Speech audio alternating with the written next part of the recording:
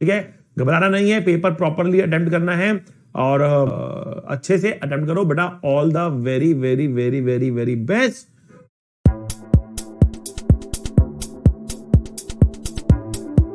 देखो बेटा, पहला एग्जाम आ रहा है, पहला आप एग्जाम देने जा रहे हो, ठीक है, तो कुछ बच्चे जो बहुत कैजुअली देने वाले हैं, डोंट टेक इट कैजुअली।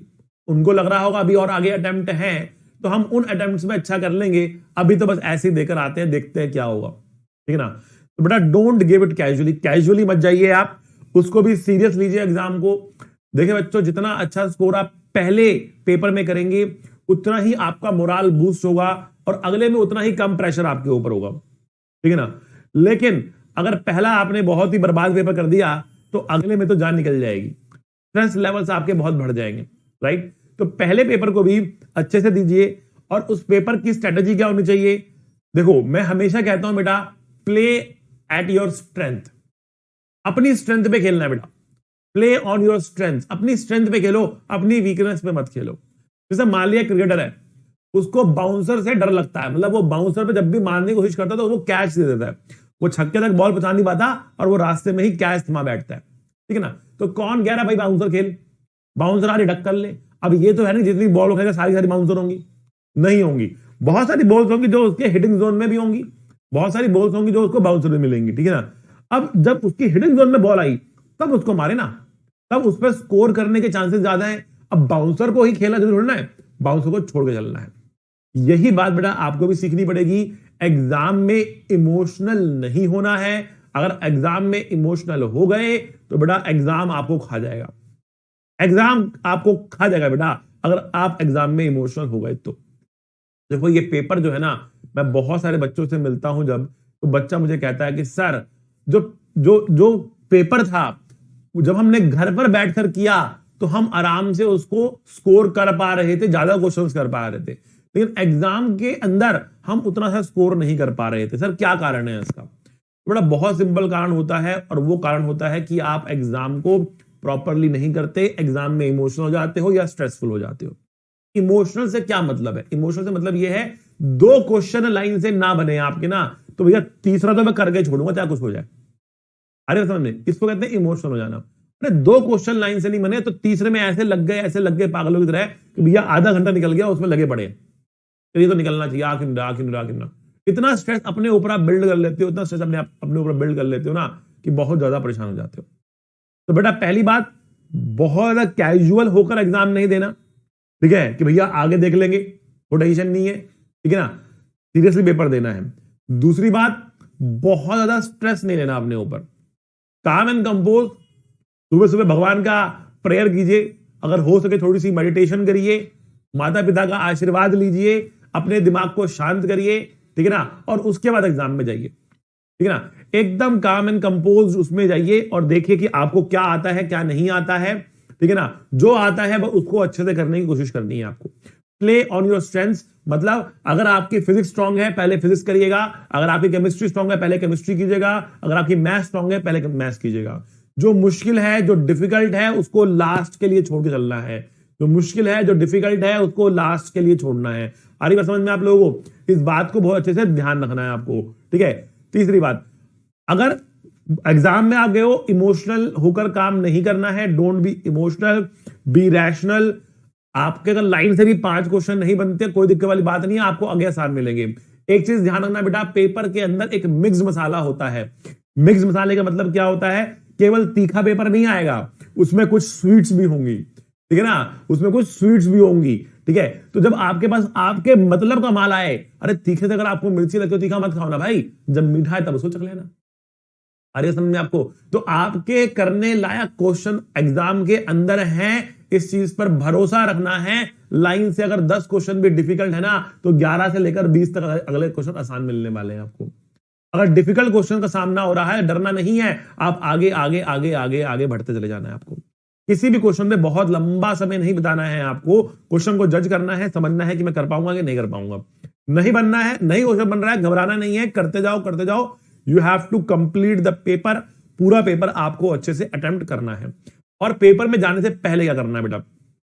जितना आपको पढ़ाया गया है सारे फॉर्मूलाज को, सारे इंपॉर्टेंट कॉन्सेप्ट्स को, बस अब है उसको याद करने की बारी, रिवाइज करने की बारी।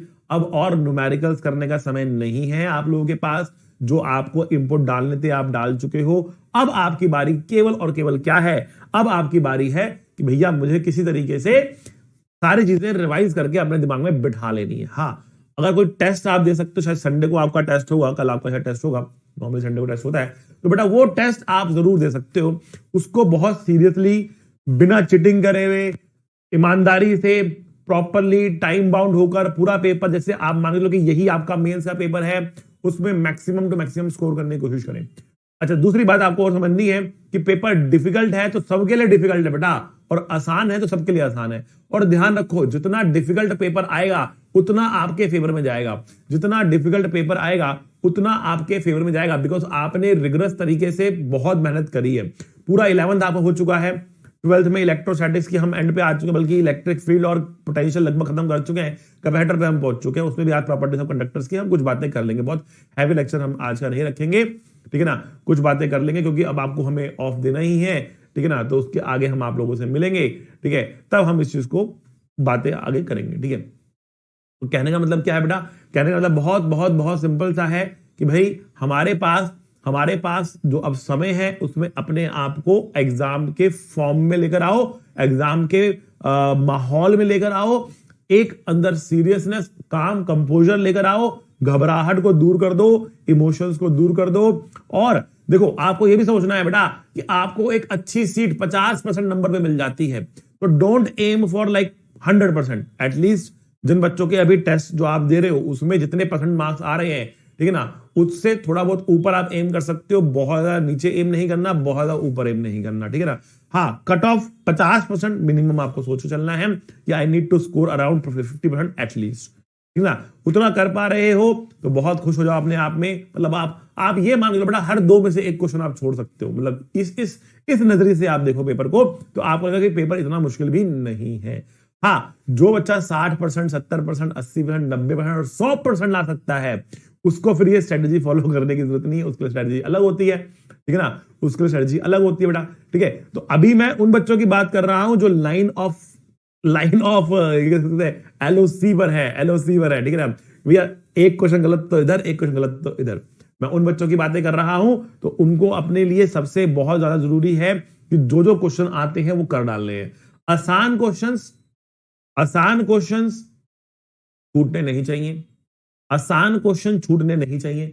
कई बार होता क्या है, बच्चा डिफिकल्ट क्वेश्चन करने में इतना ज्यादा मग्न हो जाता है, टाइम का उसको अंदाजा नहीं मिलता, लास्ट के 10 क्वेश्चन छोड़ के आ गया,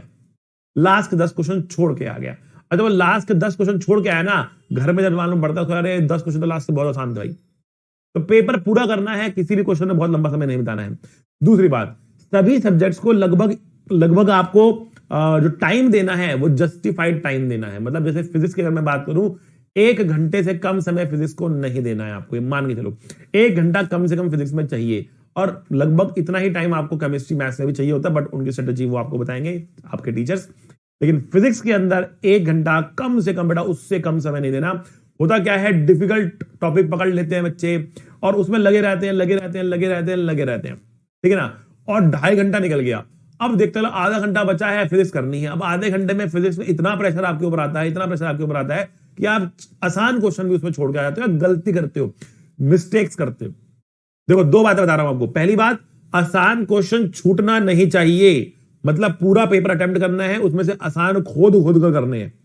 आपको देखना है आपके हिटिंग जोन में कौन सी बॉल्स हैं और उनको हिट करना है, ठीक है ना। तो आपको पहली बात तो आसान क्वेश्चन छोड़ने नहीं है, आसान क्वेश्चन दबा के कर देने हैं सारे, ठीक है। और मान के चलो बेटा, एग्जाम के अंदर 50% क्वेश्चन जो है वो आपके हिटिंग जोन में होंगे, जो इजी और मीडियम होंगे, ठीक है ना। पूरा 11th आप कर चुके हो, 12th के अंदर ray optics, wave optics, modern physics सारा आपको सर ने करा दिया है, आदित्य सर ने करा दिया है। इलेक्ट्रोस्टैटिक्स लगभग मैंने यहाँ पर कवर कर दिया है बेटा।